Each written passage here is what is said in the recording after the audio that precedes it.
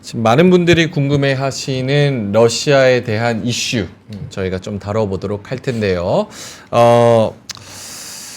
좀 걱정이긴 합니다. 왜냐면은 이제 교수님이시고 또 여기 나오셔서 속시원히 혹은 있는 내용을 다 말씀해 주실 수 있을까? 이런 생각도 들지만 그래도 또 저희 3프로가 해내지 않습니까? 그래서 오늘 여러분들이 궁금하신 것들 채팅에 쳐주시면 더더욱 좋을 것 같고요. 이분 모시고 자세한 이야기 나눠보도록 하겠습니다. 수원대학교 인문사회대 벨리아코프 일리아 교수님 모시겠습니다. 어서 오세요. 네, 안녕하십니까. 안녕하세요, 교수님. 네, 안녕하세요. 네, 전 처음 뵙는 것 같은데. 아, 네, 처음 네. 뵙겠습니다. 한국말이 너무 완벽하셔서 지금 약간 놀랐습니다. 네. 오늘 저희가 다룰 주제가 뭐 나발리에 관련된 주제인데 네. 이 주제의 전반적인 톤은 어떻습니까? 좀 조심스러운 주제인가요, 아무래도? 저는 괜찮습니다. 아무래도 저는 한국의 귀화인으로서 아주 러시아 주제에 대해서 아주 자유롭게 얘기를 할 자격이 있습니다. 그렇습니까? 네. 그러면 여기서 뭐 자유롭게 발언을 하는 거를 저희가 좀 기대해 보는 걸로 하고 네. 혹시나 모르시는 분들을 위해서 간략하게 뭐 말씀을 드리자면 푸틴 대통령의 최대 정적 알렉세이 나발니가 지난 16일 감옥에서 돌연 사망했다라는 뉴스가 나왔습니다. 러시아가 지금 대선을 한 달 앞두고 있는 상황에서 갑작스러운 죽음이 발생한 건데 러시아에서 이 나발리라는 푸틴의 정적이라는 이분은 어떤 의미를 가지는지부터 설명을 해주신다면. 그러니까 이거는 좀 설명하기가 복잡한 게 이건 러시아 정치 문화 혹은 정치 역사를 알아야 하는 부분이 있긴 하지만 네. 근데 크게 보시면 저는 나발니를 한국 분들에게 소개할 때는 이렇게 표현을 합니다. 김대중 대통령이라고 생각하시면 됩니다.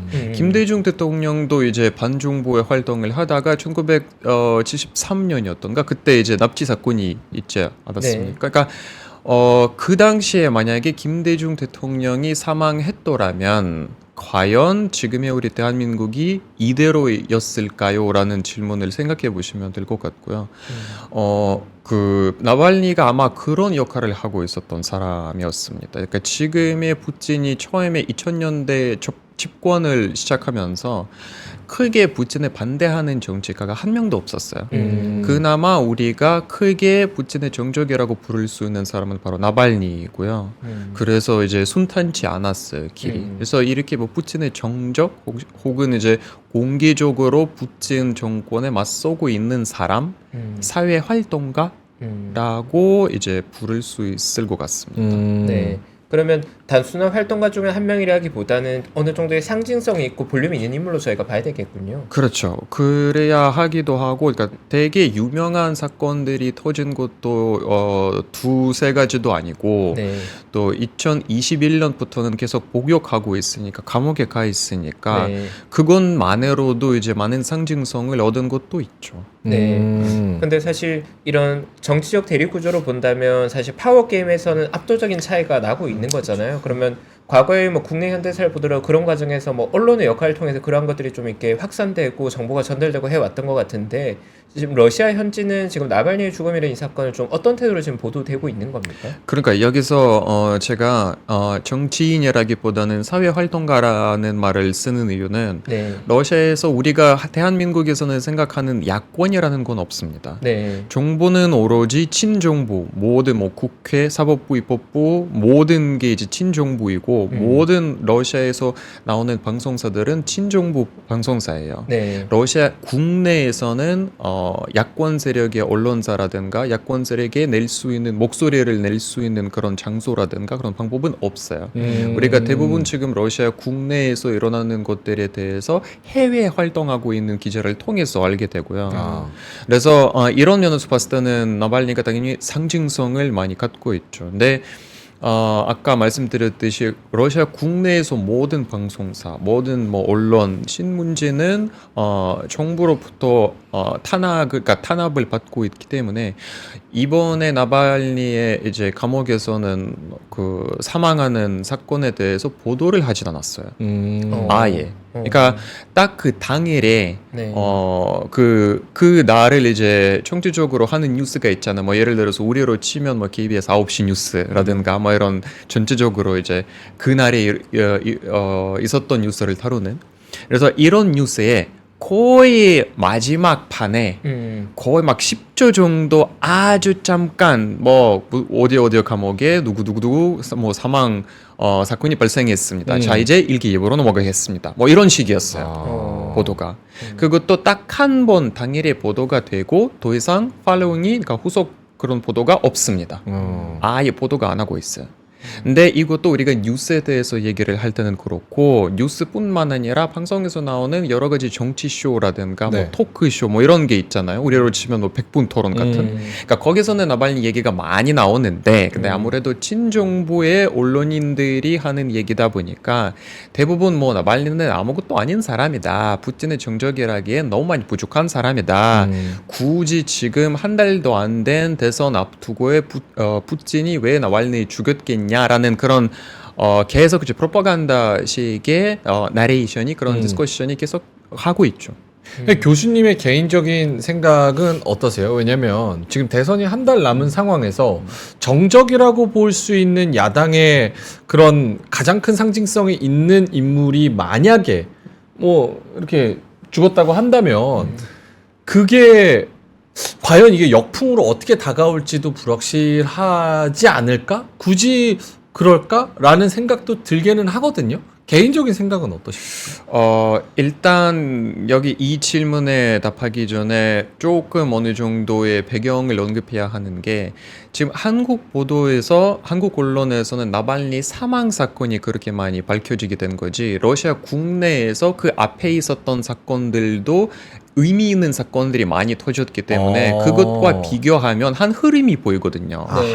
이거는 유일한 막 이렇게 독립된 사건이 아니에요. 그 전에 유의미한 사건이 터졌기 그거의 후속으로 이 사건도 터졌고 지금도 터지고 있는 사건들이 있어요. 그러니까 어느 정도의 줄거리가 있는 건데 그 줄거리 중에서 한국에서는 딱 그러니까 TV 드라마가 나오는데 드라마의 딱 제3회를 지금 막 이렇게 한국에서는 보도하고 있어요. 그 한 사건이 아니라. 네, 한 사건이 아니라 1회도 있고 2회도 있고 나중에 4회도 있을 건데 한국에서는 딱 한 장면만 잡고 나발리가 죽었다. 라는 보도만 내보내기 했기 때문에 약간 배경 지식이 없는 상황에서는 이게 뭐지? 라는 궁금증이 생길 수 있는데 네. 조금 이제 스토리를 조금 이렇게 한 스텝 뒤로 네. 돌아서서 보면 이해가 돼요. 큰 네. 그림을 보면. 큰 그림을 보면. 근데 이거는 이제 대선과 관련이 아예 없지는 않지만 저는 개인적으로 되게 복잡한 감정이에요. 처음에 이제 지난주에 이 소식을 들었을 때 왜냐하면 나발리 지지하고 그러니까 반푸틴의 성격을 갖고 있는 러시아 사람들은 나발리를 어떻게 보았냐면 거의 넬슨 만델라식의 그런 상징성을 갖고 있는 인물이라고 생각하고 있었어요. 그래서 막연하지만 네. 또 멍청하다고 볼 수 있지만 언젠가는 푸틴 정권이 끝나고 나발리가 러시아 대통령이 될 수 있다는 그런 바람이 있었어요.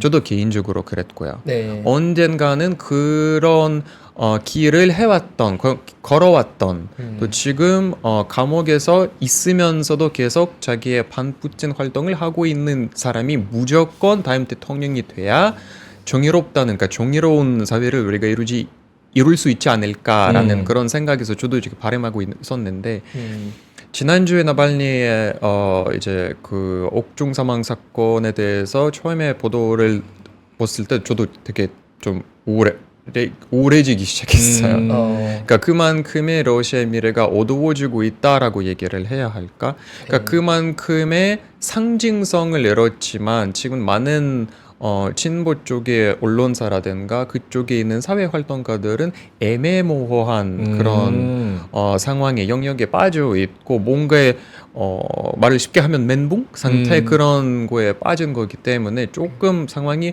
좋다고 할 수는 없죠. 그러면 큰 그림에서 봤을 때 그런 일련의 사건들이 계속 시퀀스로 일어나고 있는 건데 러시아 내부에서 국민들의 여론이나 실제적인 속 감정은 어떻습니까? 이런 사건이 일어나면서 무언가 그런 여론에 대한 물 미터에서의 변화는 일어났다고 체감을 하시는 건지 혹은 그 정도는 아닌 건지. 그 정도는 아니지만 근데 그래도 지금 러시아 내에서 국내에서는 공개적으로 반푸틴 성격을 낼 수 없는 상황이 있기 때문에 거의 대부분 사람들이 반푸틴 티를 내진 않아요.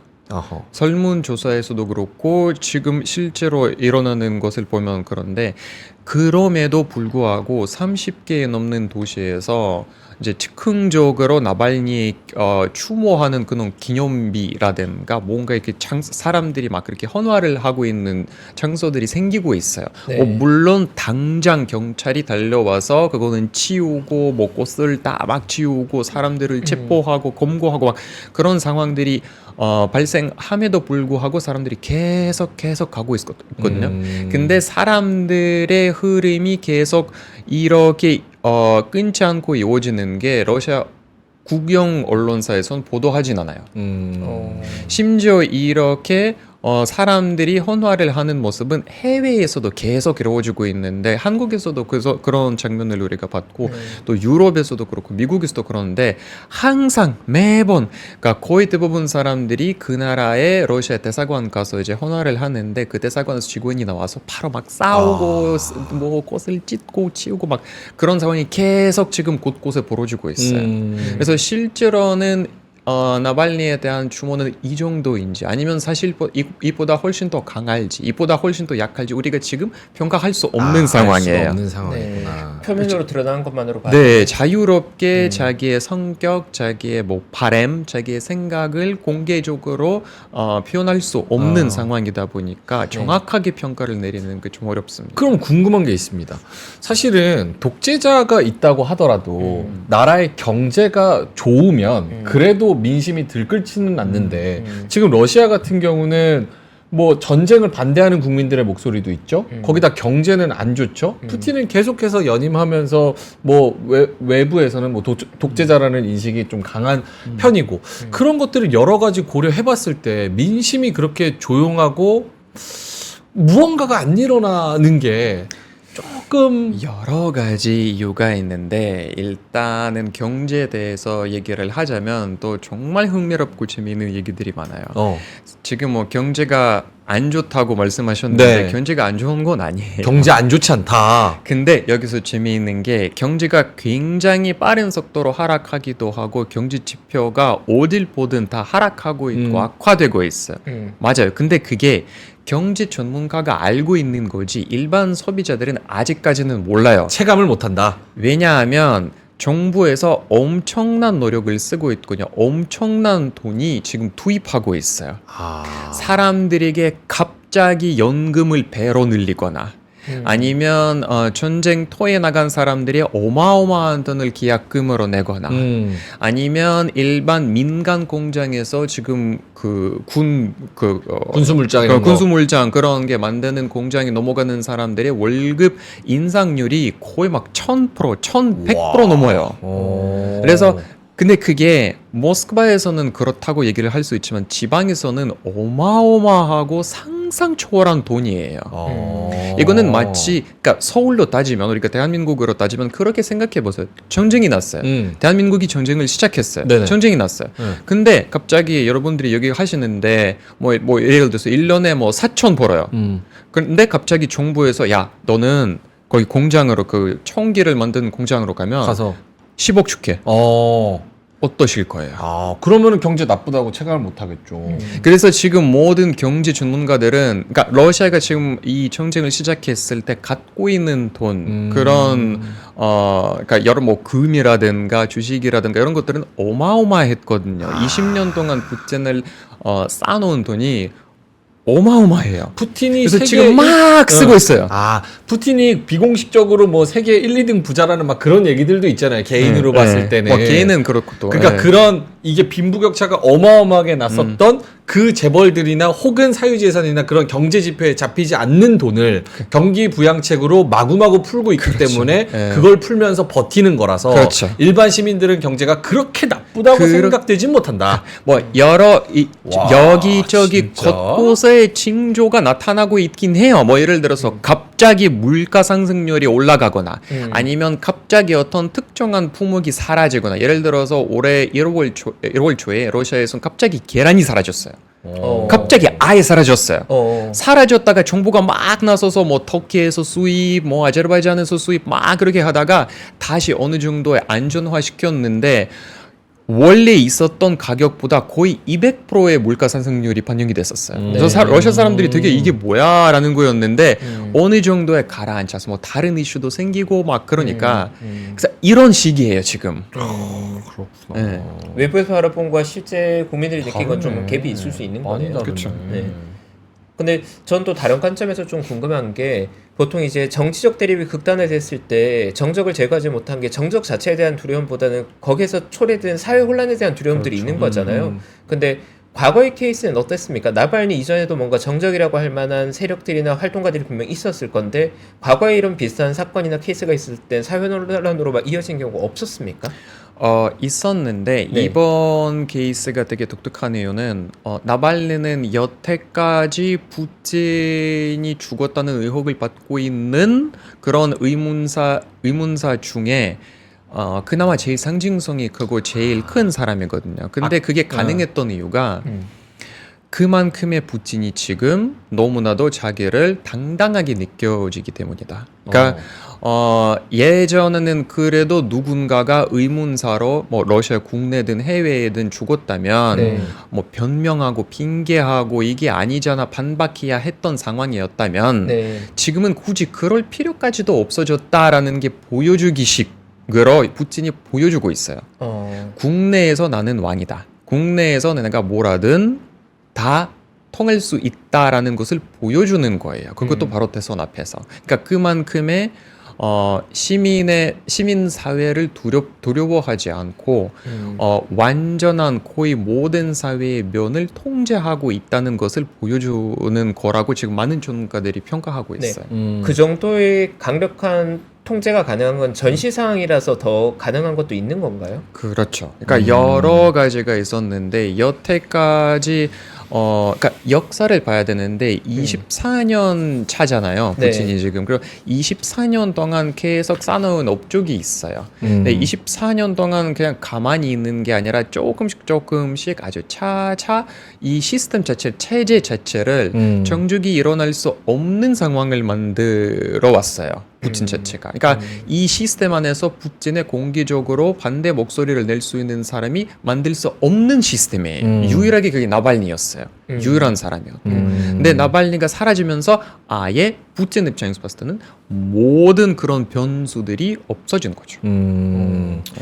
그럼 저희 그 뭐 3프로나 이제 제3국이나 러시아의 상황에 대해서는 매우 공감하고 또 비통하게 또 감정을 같이 느끼기도 하지만 또 이게 더 뭐 큰 일로 번질까? 혹은 더 큰 변화가 일어날까? 그러니까 뭐 푸틴의 체제 혹은 뭐 앞으로 뭐 전쟁이나 내분이나 이런 거 일어날 거에 있어서 혹은 이에 따라서 미국이나 다른 서방 국가들이 어떤 움직임을 취할 가능성 여기에 대한 변화 이런 것도 우리가 좀 생각을 해야 되나요? 아니면 원래 큰 그림을 봐야 된다고 말씀을 하셨으니까 플로우대로 이것도 역시나 푸틴의 계략대로 그냥 묻히면서 쭉 그냥 아무런 뭐 조용하게 이렇게 갈 것이다. 어떻게 예측하세요? 지금 당장은 두 번째일 겁니다. 네, 지금 당장. 조용히 묻히고 그냥 간다. 지금 당장은 그럴 거고 장기적으로 봤을 때는 당연히 그렇진 않을 건데 장기적으로는 무조건 푸틴에게 이게 그러니까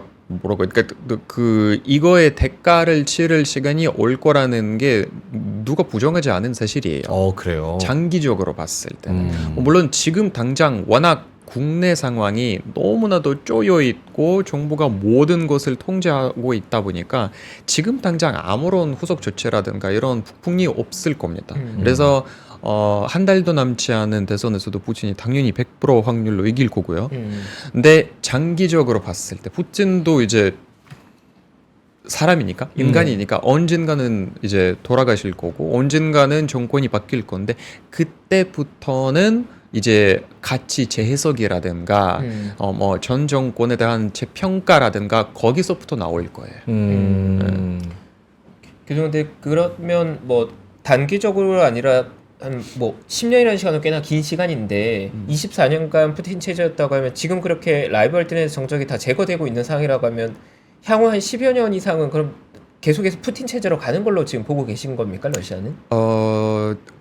거의 대부분 전문가들도 그렇고 저는 개인적인 에피소드이지만 계속 그럴 겁니다. 아. 그러니까 이거는 뭐 물론 전 세계 역사를 보면 러시아가 유일한 독재 국가가 아니에요. 독재 국가들이 많았고 지금도 많고 앞으로도 많을 거예요. 근데 네.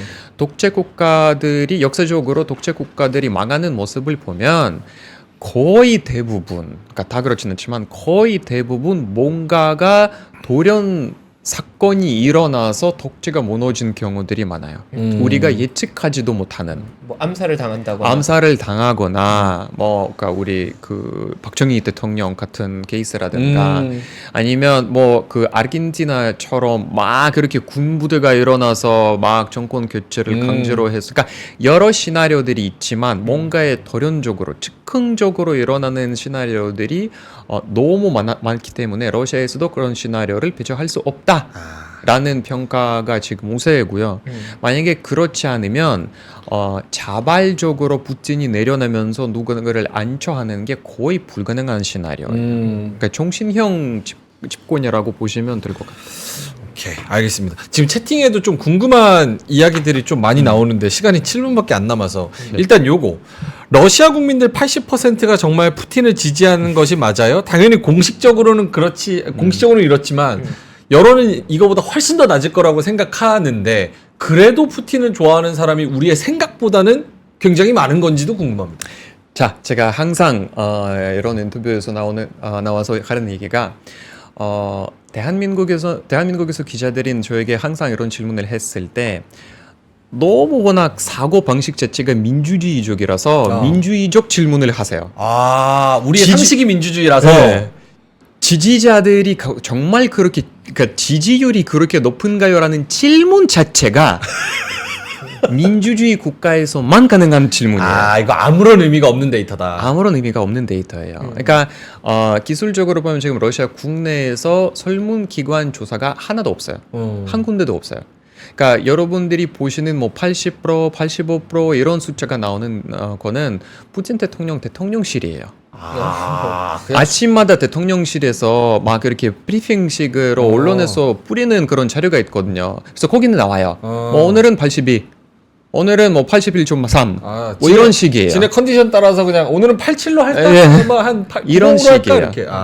어느 정도 그러니까 정말 우리가 직접적으로 러시아에 들어가서 설문조사를 할 수도 없어요. 왜냐하면 이런 독재 국가에서는 공개적으로 카메라 앞에서 혹은 물어보는 사람 앞에서 솔직하게 자기 마음을 털어내는 사람이 과연 몇이나 될까라는 질문이 있기 때문에 사람들이 솔직하게 답하는 경우가 거의 없어요.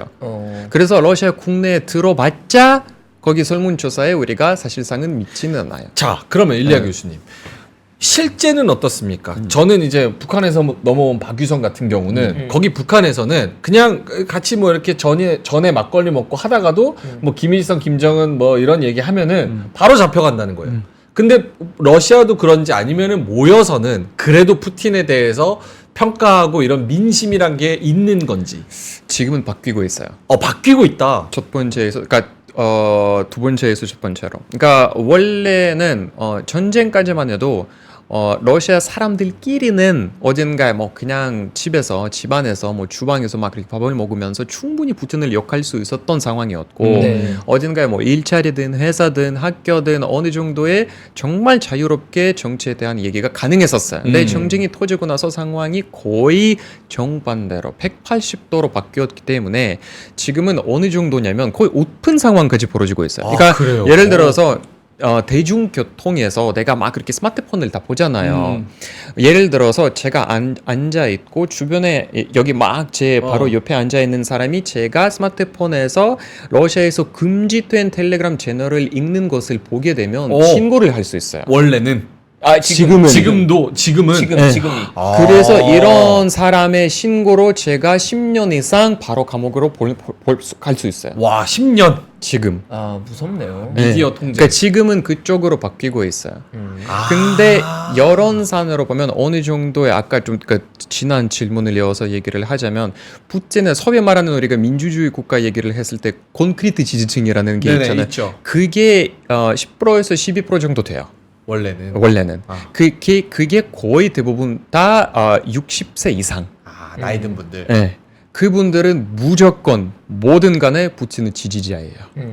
근데 다른 이제 데모그래픽스 다른 세대별로 보면 조금 더 복잡해지는데 지금은 그 내일 모레면 거의 2년 차잖아요. 2년 차를 듣고 3차로 들어가는 전쟁인데 조금씩 전쟁에 대한 여론이 악화되고 있어요. 사람들이 피로가 쌓이고 있어요. 그래서 초임에 지지했던 사람들도 지금은 반대파로 변하는 그런 징조들이 여기저기 막 터지고 있어요.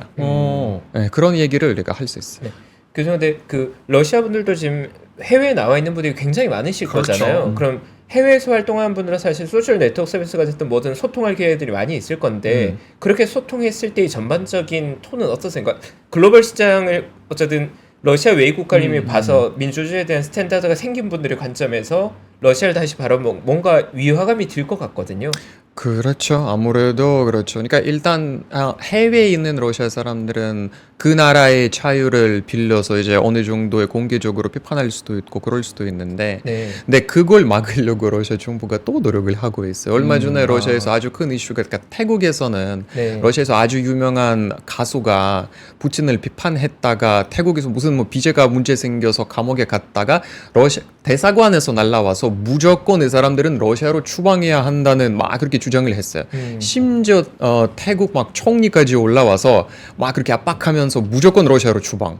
근데 다행히도 그 사람들도 이중 국적자였기 때문에 이스라엘로 넘어갔는데 그렇게 이제 그 사건이 그렇게 종료됐고, 근데 대부분 해외에 있는 러시아 사람들은 무조건 해외에 있다고 해서 푸틴을 비판하는 것도 아니에요. 아, 그래요. 네. 해외에 있으면서도 푸틴을 지지하는 사람들도 꽤 있더라고요. 왜냐하면 그것도 러시아의 실제로 국내 상황이라든가 아니면 자기가 워낙 보수 쪽의 성향을 갖고 있는 사람들은 푸틴을 지지하는 게 이 세상의 어느 곳에 살든 지지하는 그런 경향이 있어요. 끝날 때가 거의 다 돼가지고 한 2분 정도 있을 것 같은데 그러면은 이제 우리는 뭐 시장에 참여하는 그냥 주식을 하는 경제를 공부하는 사람의 뭐 입장으로서 국제 이슈도 관심이 있는데 일리아 교수님 이거는 개인적인 생각입니다.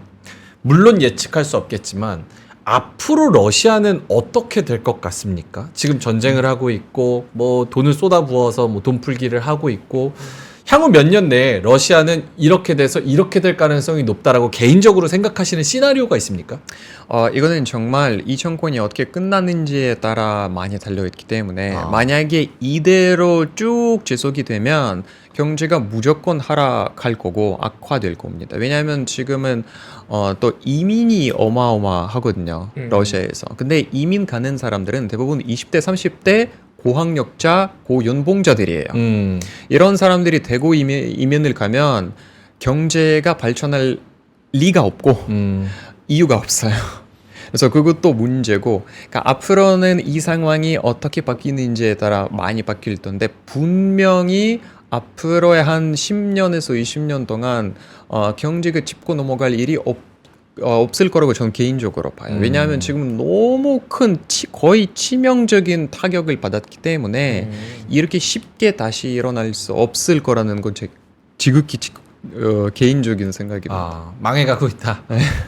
쉽게 말하면 어떻게 망하는지는 그거에 따라서 새로운 망하지는 않지만 나라의 경제가 망하는 게 쉽지가 않아요. 그렇죠. 그것도 러시아가 어느 정도의 경제 규모가 크고 시스템도 있고 시스템도 있고 지하체원이 풍부하기 때문에 망하진 않지만 근데 봉기 시대 때 다시 되돌려가는 그런 상황이 있을 것 같습니다. 다행히도 뒤에 언더스탠딩 팀이 안 온 것 같아서 조금 더 물어볼 수 있을 것 같습니다. 여기 네. 물어보실 게 있을까요? 네. 그러면 교수님께서 보시기에 만약에 그래도 좀 희망적인 시나리오가 뭔가 있을 거잖아요. 희망적인 시나리오 개인적으로 바라는 이런 시나리오가 만들어진다면 조금 좋은 방향으로 턴할 수 있을 것 같다는 희망이 있습니까? 지금은 상황을 보면 희망하는 시나리오가 정말 물리적인 그러니까 푸틴이 사라지지 않는 이상 이 상황이 계속 이어질 거기 때문에 물리적으로 육체적으로 푸틴이 없어져야 되고 갑자기 러시아 혁명이라든가 그러니까 제 생각에는 피가 흘러야 뭔가에 극단적으로 바뀔 수 바뀔 있어요. 수 있다. 푸틴 아파요? 안 아파요. 안 아파요? 건강해요. 아프다던데 뭐 여기 손도 못 움직이고 뭐 뇌경색 막 이런 건강해요. 건강해요. 매우 주치의처럼 말씀하시니까. 건강하시니까. 건강 그러면 아프다는 건강 이상설 이런 거 나오는 거는 뭐예요? 이거는 거의 대부분 해외에서는 푸틴이 아팠으면 좋겠다는 간절히 바라는 사람들이 희망사항. 희망상을 퍼뜨리는 거 대부분일 거예요. 건강하다는 건 또 절망적이네. 와, 그러면 실제로 아는 분들은 막 푸틴 뭐 건강 이상에 대해서 뭘 준비하고 막 이런 거는 별로 아닐 거예요. 예, 대부분 다 그냥 희망사항일 거예요.